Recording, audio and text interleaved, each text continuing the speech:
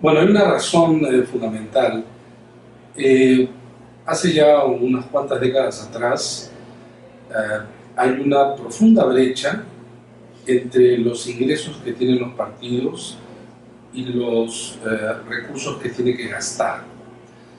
Antes los partidos conseguían sus recursos propios y eso eran las aportaciones que hacían sus militantes, los negocios que podían hacer los partidos, y con eso más o menos se solventaba, ¿no? Y había aportes ciertamente individuales.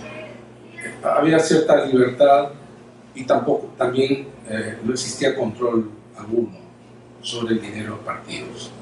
A los partidos no se les miraba el bolsillo nunca.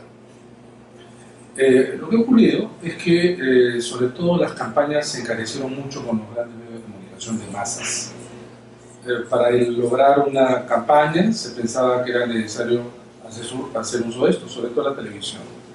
Con lo que los gastos sobre todo de campaña crecieron de manera pues inexorable, ¿no? Y por otro lado hay un declive de los miembros de los partidos y encima, al carecer ahora de elementos, digamos que logran crear condiciones sólidas de integración de los partidos, donde incluso aportar a los partidos para los militantes significaba una relación de pertenencia y de identidad con los partidos. Eso no sucede más. El tema entonces es que ahora la política cuesta y mucho más. Entonces, ante esa pregunta, lo que ha ocurrido es lo siguiente: los partidos carecen de recursos y los gastos de campaña encarecen mucho. Ante eso es la necesidad de los partidos por buscar esos recursos. Los recursos los pueden encontrar de dos maneras en quienes tienen esos recursos económicos. Aquellos que los tienen legalmente, digamos, porque son gente potentada o porque son empresas, y aquello que es dinero ilícito. En ninguno de los dos casos nadie da dinero por nada. Acá no existe filantropía. Pero de la misma manera, lo que va a ocurrir es que en todos los lugares, en todos los países, se ha empezado a regular, porque los partidos no son aprobados en ninguna parte del mundo. En democracias eso no existe en realidad, pero en nuestro país eso es mucho más intenso, la desaprobación. Entonces, en estas regulaciones lo que se coloca son límites a las aportaciones. Hasta la ley del año 2003, la primera y única ley de partidos, cualquiera podía aportar de manera ilimitada a un partido. Esta situación ya se vio, sobre todo en Europa, en la década de 60-70, por lo que se pensó lo siguiente: para que los partidos no pasen a ser subordinados o depender de quienes sustentan el dinero, vale decir las corporaciones o el dinero mal habido, es necesario que exista un nivel de mecanismo que pudiera, digamos, tratar de equilibrar esta situación. Porque también el otro punto es que cada vez más quienes tenían más recursos, los partidos que tenían más recursos, podían mostrarse mucho más en una campaña, podían hacer una campaña mucho más sostenida, podían cubrir los medios de comunicación con mensajes que cuestan mucho y que no tenían. Los medios de comunicación jugaron un papel igual. A los candidatos de su simpatía le daban todo, incluso a veces hasta gratis, y a quienes no eran de su simpatía los bloqueaban o les cobraban precios más altos. El desequilibrio dado por el dinero en campañas obligó a una regulación y justamente el ingreso como un elemento justamente compensatorio, que es el dinero público. En todas partes existe financiamiento público, digamos, incluso en democracias avanzadas, incluso en Estados Unidos. Lo que ocurre es que en Estados Unidos el dinero público para las campañas está en razón de que los partidos y candidatos acepten o no ese dinero público. Porque si aceptan el dinero público, no pueden recibir el dinero privado que supere esa cantidad. Y como las campañas en Estados Unidos son las más costosas del mundo, los candidatos prefieren usar el dinero privado. En nuestro país, ¿qué ocurre? En nuestro país ocurre que los partidos son muchísimo más débiles que en otras partes de la región. Y entonces, ¿qué va a pasar? Y lo que está pasando. Aquellos quienes tienen recursos económicos son los que se inventan los partidos, pero no se conoce a ciencia cierta quiénes son, porque muchas veces lo que van a utilizar son a terceros, testaferros, o el dinero mal habido. Y eso obliga a una contraprestación de servicios, vale decir, que el candidato del partido se ve en la necesidad, en la obligación o parte del pacto de retribuir en el momento en que está en el cargo. Por eso es que la ley de partidos de 2003 no es una propuesta, está en la ley. El Estado debe entregar a partir de 2007 el dinero a los partidos. Este dinero es equivalente a 12 millones de soles al año para todos los partidos, el más bajo de toda América Latina. Por lo demás, en América Latina, con independencia del tipo de gobierno que tiene, de derecha, de izquierda, conservadores, liberales, chavistas, no, esto no. Lo curioso es que aquellos que creen en la intervención del Estado son los que dan más dinero, no es así. Curiosamente hay dos países en donde no hay dinero público, Venezuela y Bolivia. Todos los demás países y en todos los gobiernos se entrega dinero a los partidos. La forma de entregar el dinero de dos maneras: dinero en efectivo y a través de, por ejemplo, espacios públicos pagados por el Estado y otorgados a los partidos. Para empezar, que se cumpla la ley. En realidad los gobiernos, tanto del presidente Alan García como el actual gobierno, incumplen la ley. Se deben entregar 12 millones de soles a los partidos que tienen representación en el Congreso. Lo que ocurre es que hay una disposición tan transitoria, la tercera, que dice más o menos lo siguiente: que para que se entregue el dinero a los partidos debe preverse en el presupuesto y debe existir disponibilidad presupuestal. Uno, la OMPE, que es quien debiera ser la receptora de este financiamiento para luego distribuir a los partidos, lo coloca en su presupuesto. Lo que ocurre es que el Ministerio de Economía no entrega. ¿Alguien puede creer en su sano juicio que el Estado no puede entregar 12 millones de soles al año? Eso es nada, ni se siente.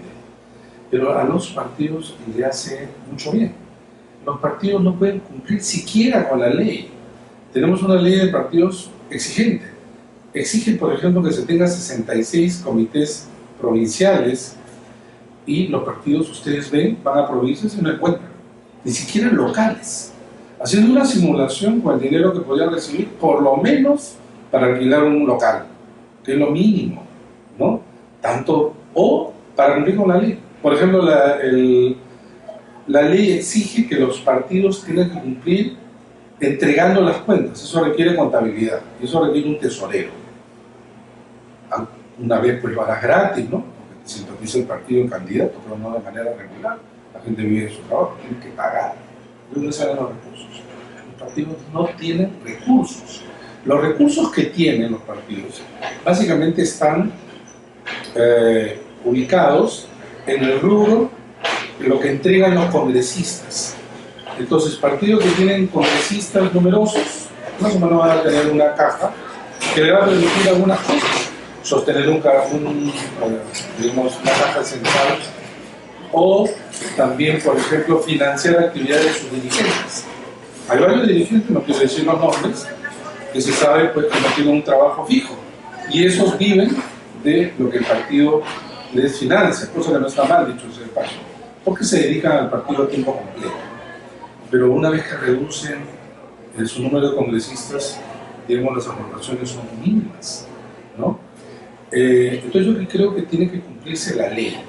Ahora, yo sí creo que la ley debe incorporar un financiamiento para campañas, porque no es lo mismo este año que no hay campaña y el próximo que hay campaña. ¿Cuánto gasta un partido hoy que no hay campañas? bajo, pues, ¿no? Si algunos tienen un local, ¿no? Apenas, ¿no? Ustedes paséense solo por Lima para ver cuántos locales tiene cada uno de los 20 partidos inscritos en el registro de organizaciones políticas del Jurado Nacional de Elecciones. Algunos, ninguno. Tendrán dirección postal, no tienen local. Si un partido no tiene local, ¿dónde es la política? Bueno, en el Parlamento, pero fuera del Parlamento, ¿dónde, si tú quieres ser miembro de un partido, ¿a dónde vas? Es una página web, ¿no? Pero la militancia, pudiendo ser virtual, también tiene que ser real, ¿no? Y eso nos requiere dinero. Perfecto. Quizá cogemos la otra memoria, eso es lo que falta. Sí, ¿ahorita?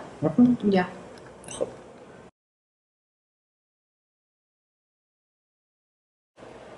Bueno, para participar, por ejemplo, en elecciones en la vida política institucionalizada, requiere cumplir pues, una serie de requisitos, ¿no? A nadie se le entrega dinero en ningún país del mundo simplemente por decir voy a participar en política. Tienes que cumplir con todos los requisitos para inscribir. Una vez que te inscribes, tienes que participar en elecciones.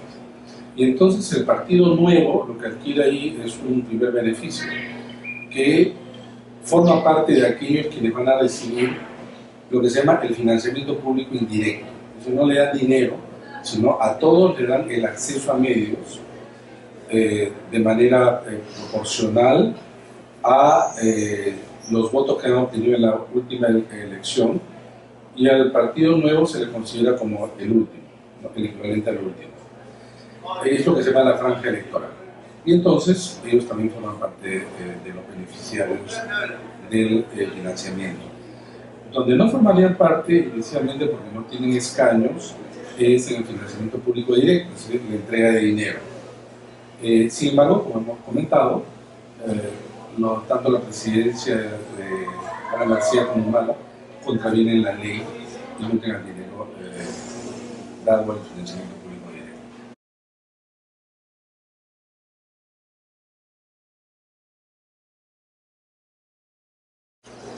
directo. Siempre cuando se discute este tema, en todos los países sale que esos recursos pueden ser utilizados para otras cosas. Ciertamente respetable posición, pero la política importa y la democracia cuesta. Dentro de ellos los partidos. No existe ninguna democracia en el mundo sin partidos. Es, póngalo de otra manera, un mal necesario, si quieren. Si es así, lo que tenemos que hacer es todos los esfuerzos para que eso se dé en mejores condiciones. Porque de lo contrario, lo que vamos a seguir teniendo son partidos como los que tenemos. Ciertamente, entregar dinero público no arregla las cosas, sería iluso. Absolutamente medidas que podrían crear expectativas que no alcancen el objetivo deseado. Pero lo que hace el financiamiento público es, digamos, colocar un elemento a favor, no la solución. La solución tiene que verse de una manera integral y la reforma tiene que abocarse a muchos aspectos. Pero sí ayuda, por ejemplo, solo con el financiamiento privado, que es lo que tenemos, no vamos a poder encontrar, para empezar, quiénes financian. La ley es una ley que en su momento quiso ver este tema, digamos, con todos los elementos y una visión que tenían en ese momento, que estamos hablando del 2013, que hoy día la realidad lo ha aprobado como insuficiente. Por ejemplo, no se castiga a quienes infringen el reglamento que ha expedido la OMP en relación a que ningún candidato puede entregar al partido dinero en efectivo. Y hemos visto que hay partidos que han entregado más de 11 o 12 millones de soles, ¿no? Y sin embargo, no pasa nada. No pasa nada cuando a un partido se le sanciona económicamente, a un partido lo han sancionado con más de 2 millones de soles y con otro con cerca de 200.000 soles y no pagan. ¿Por qué no pagan? Por dos razones. Uno, porque los organismos electorales no tienen estos instrumentos para poder ejecutar esa penalidad. Y dos, porque los partidos pueden abrir su caja y encontrar que no hay nada. es decir, partidos sin recursos. En México, que es el país donde más dinero se entrega a los partidos en el mundo, en el proceso de lo que llamamos los amigos de Fox, el expresidente, multaron a su partido con varios millones de dólares, arriba de 60 millones de dólares. Acá es 5 millones, perdón, 4 millones al año, 4 millones de dólares. Ahí la multa era más de 60 millones. ¿Saben cómo pagaron? A cuenta del dinero que le da el Estado a los partidos. A cuenta. Imagínense la cantidad de dinero que pueden entregar. Pero en México, gracias a que se han financiado partidos, los partidos no tienen que buscar dinero ni ser dependientes de las grandes corporaciones. Es más, se han dado el lujo de doblar el brazo a las grandes corporaciones televisivas. Estoy hablando de Televisa y Televisión Azteca. ¿Bajo qué norma? Sancionaron una norma hace algunos años por lo cual el Estado les entrega acceso a los medios de comunicación tipo franja, pero los partidos no pueden comprar un minuto fuera de ella. Con lo cual los medios de comunicación, que son los que ganan mucho en elecciones, acá también, de dinero fresco, que defienden a todo dar el financiamiento privado, ¿no? Porque es el negocio de ellos, ahí en México han perdido. Y los mexicanos, y el dinero, por ejemplo, en la política en México ha sido parada. Pero acá, con el dinero público, pregúntense ustedes, ¿cuánto cuesta costear una campaña en alcaldes distritales cuyo distrito tiene recursos? O alcaldes provinciales, o presidentes regionales. Ya antes se decía esta frase tan severa y hasta cínica, podría decir, se señalaba sobre todo en Centroamérica, nadie se resiste a un cañonazo de $1 millón.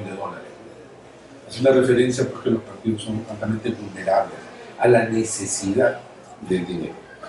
Entonces, el dinero público, el financiamiento público, no es que ciertamente crea simpatías, mucho más todavía en países donde se rechazan los partidos. Pero sin dinero público vamos a volver a la ley de la selva, mucho peor todavía, donde quien tiene gana, pero además quien tiene gana y ni se le puede supervisar. Hoy día, con el voto preferencial, ni los partidos conocen cuánto ingresa a sus candidatos, porque los candidatos, ¿qué hacen? Entregan la información a su tesorero y contador solamente de manera parcial, o lo que quieren los otros tener o ver, pero no le entregan todo. Los propios candidatos de los partidos, gracias al voto preferencial, engañan a sus propios partidos. No hay manera de controlarlos, no hay manera de controlarlos. De tal manera, entonces el financiamiento es un elemento que tiene elementos de relación con otros aspectos de la reforma, sin el cual no se puede alcanzar, digamos, efectos adecuados en términos institucionales.